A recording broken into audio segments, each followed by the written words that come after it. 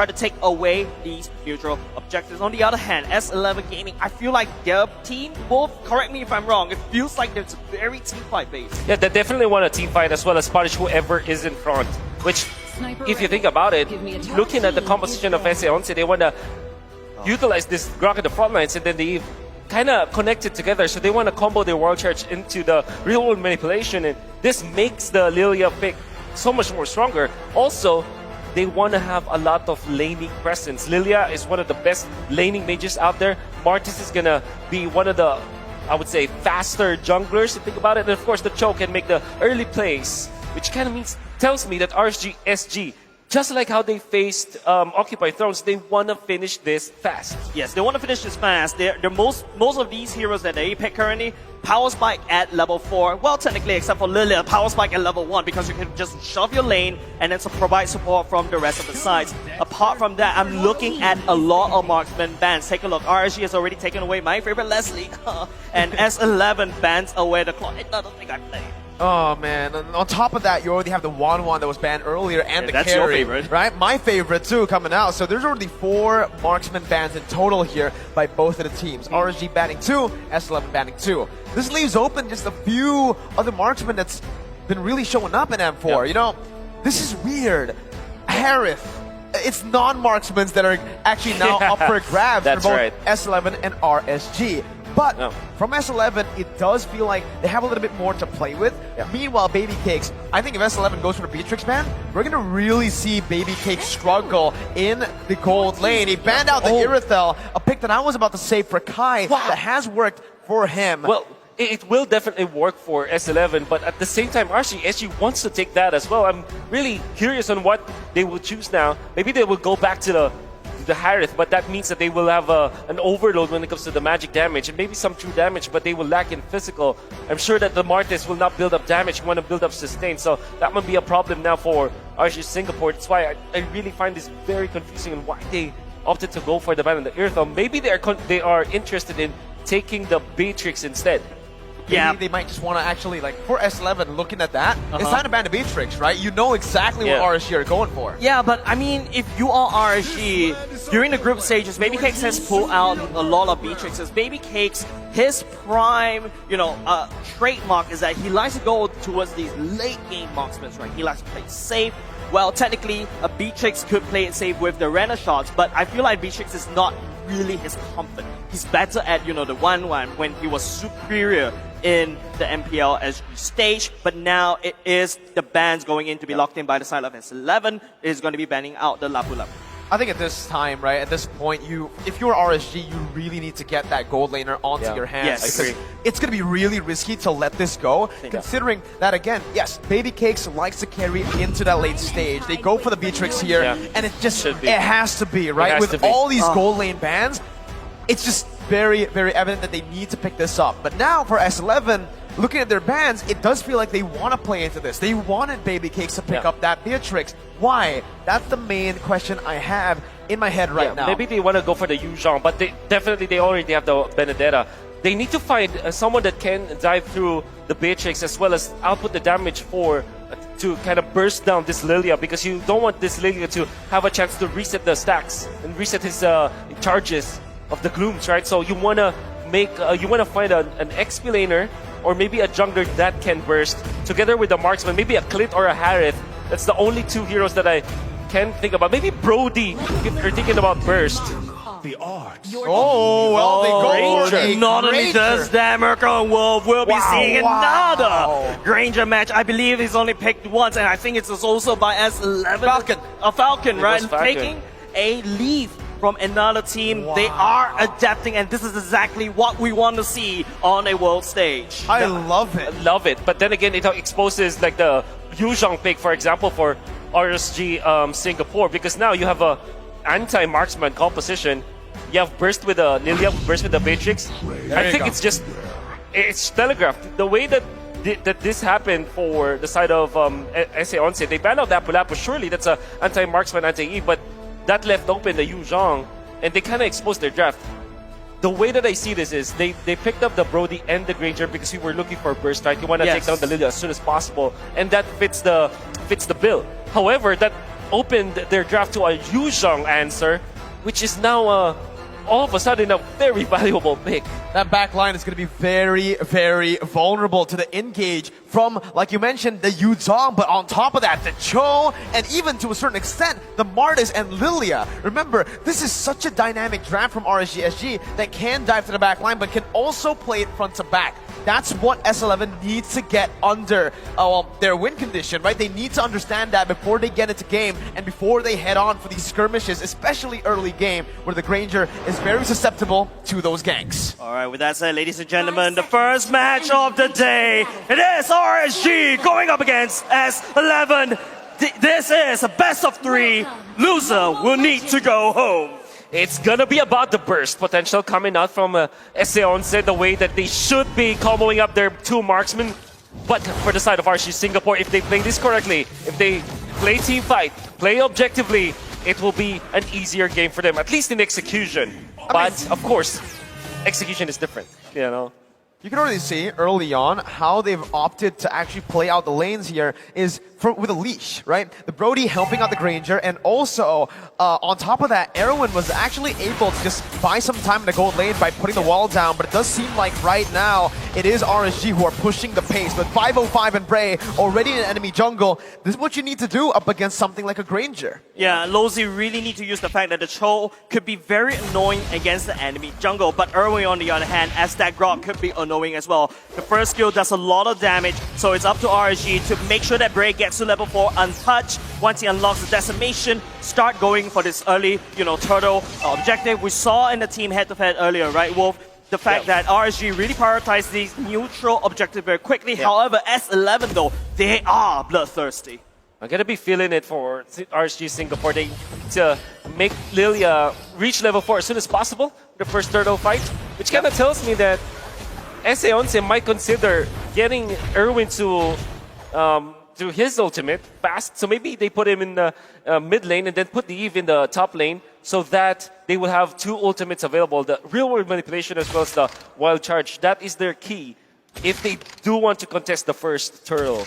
Yeah, but Wolf, I feel like right now, if you notice the rotation of S11, Kai is trying to walk towards the turtle. Baby Cakes, on the other hand, being the late game marksman, would love to stay in lane. But now RSG, S11, they're actually gearing up for the fight right here. Look at that, Bray's already on that turtle for now. Jotun finally getting that level 4, has the ultimate, but Bray and Lolzy are controlling it.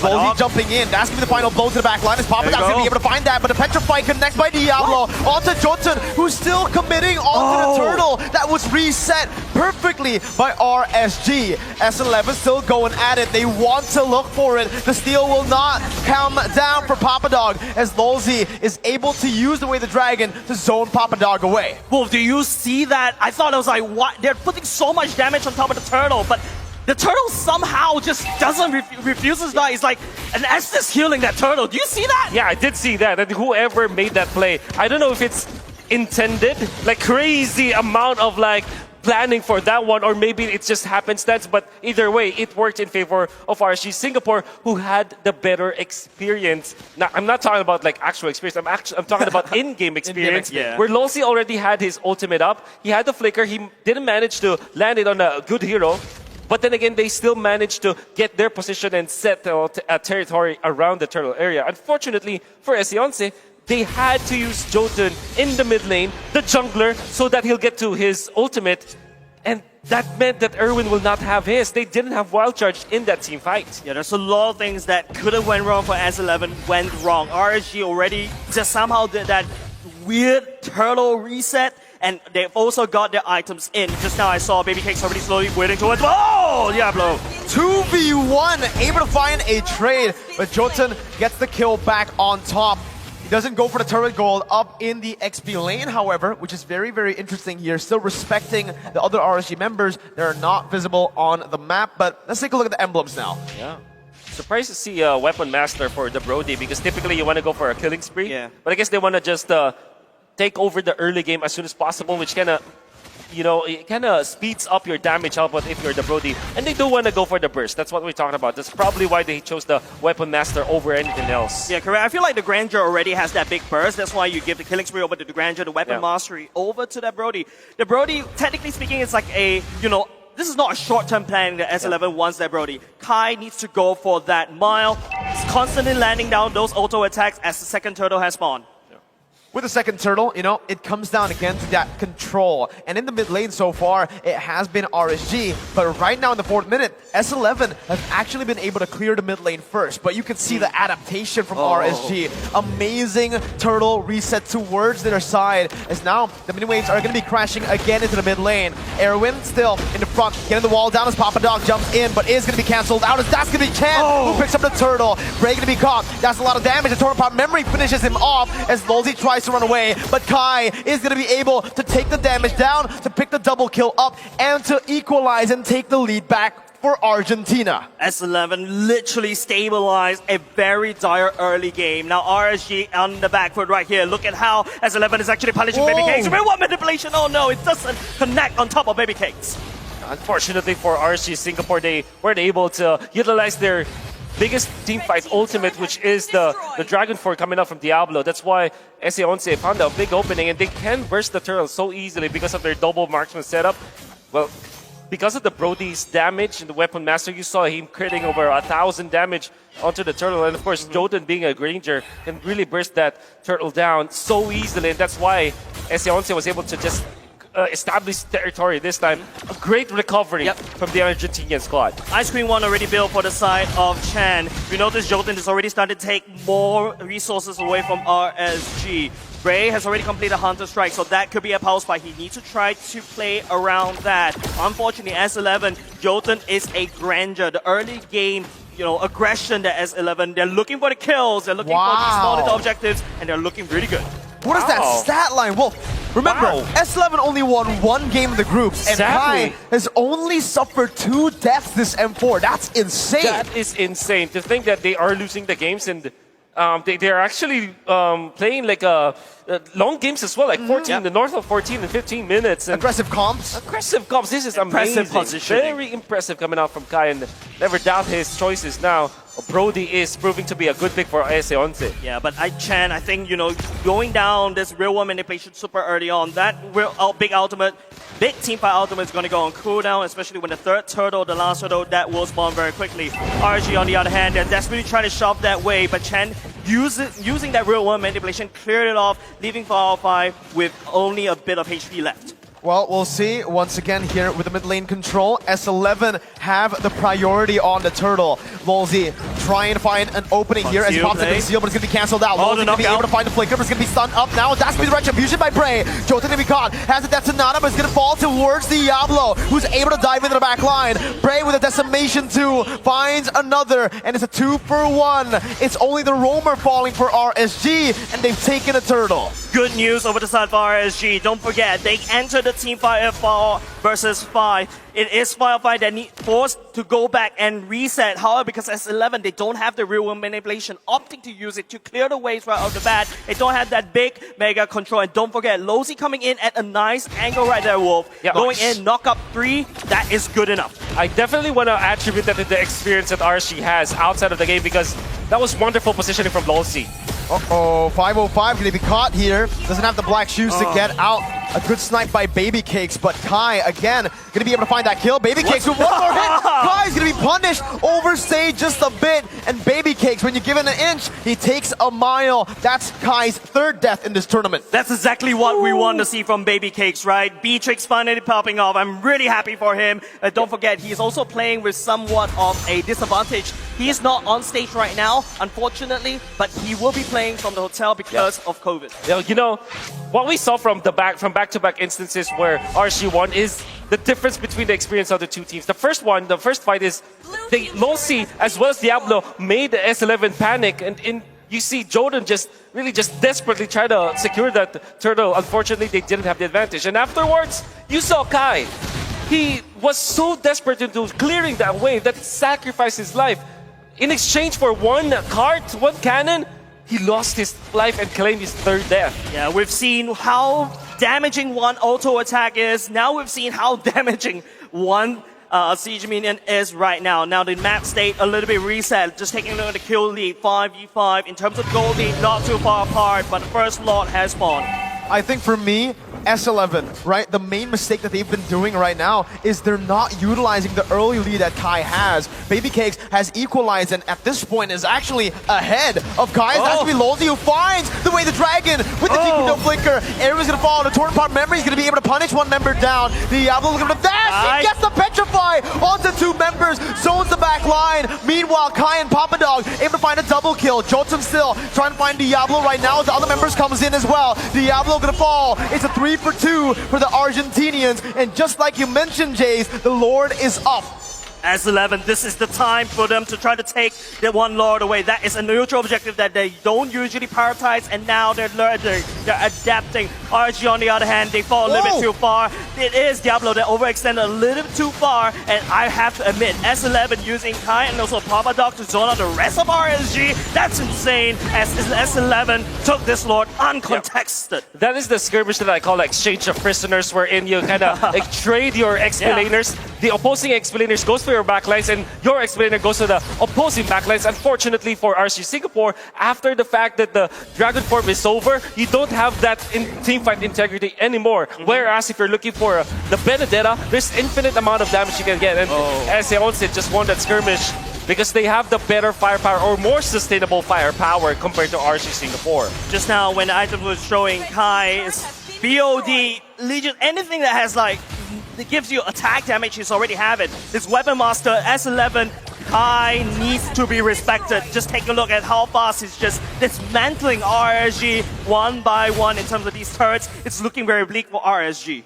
It just, as I said, right, I felt like Kai wasn't utilizing the early lead, and just right there, he pops it, has the mid-game power spike, he goes in with the team, and that's what they need to do. Bray is going to be actually taken low here with the real world inflation, and the Death Sonata that's going to be able to find it. Everyone flickering forward to find a wild charge, and Lolzy falls as well. Diablo has the Petrify, gets Jotun up, but Kai in the back line is going to be able to free hit. Baby Cakes going to lose a lot of HP, but Kai's going to be able to flicker out. Winning nature by Baby Cakes. Papa Dog diving in, again, dealing a lot of damage, but it's not going to be enough to take the rest of the RSG members down. It's a 2-for-2, but Lord is munching on the turret. Meanwhile, Papa Dog gets the tier 2 down in the mid lane, and RSG are still going to be able to defend for the base turrets. Wonderful defense coming up from RC Singapore if you think about it. However, S11 just found the opening. I think this is because of Papa Dog's initiation from the backlines. And this is not the first time that Papa Dog has impressed us. Even Mirko casted them outside of M4, and he's already making wonders. I think he learned a lot from that tournament, and now he's flexing it all over RC Singapore. Yeah, Brute Force breastplate already being built by the side of the Jotun. That's why Diablo is unable to find the targeted person down quickly before he could do any collateral damage. The fact that, Chan land down the real world manipulation catching 2, that's technically a big stun. Allows Jotun to just land down the Death Sonata, but however the kick, wrong side. Lolzy will be able to shove up a dog away, but wait, Erwin's at the back line. It's a misplay here by both Lolzy and Erwin, but it's Erwin who gets punished down. Jotun looking for a play, that's the real world manipulation. Locking Baby Cakes down as the Death Sonata comes down as well. Baby Cakes flickering out and getting back to safety. Man, it was just out of vision. Lolzy wanted to get the flicker down to get behind, and on top of that, Erwin, he wanted to capitalize, but he just couldn't. It's very difficult to beat Erwin in this game, actually, because this is like a second pick rock.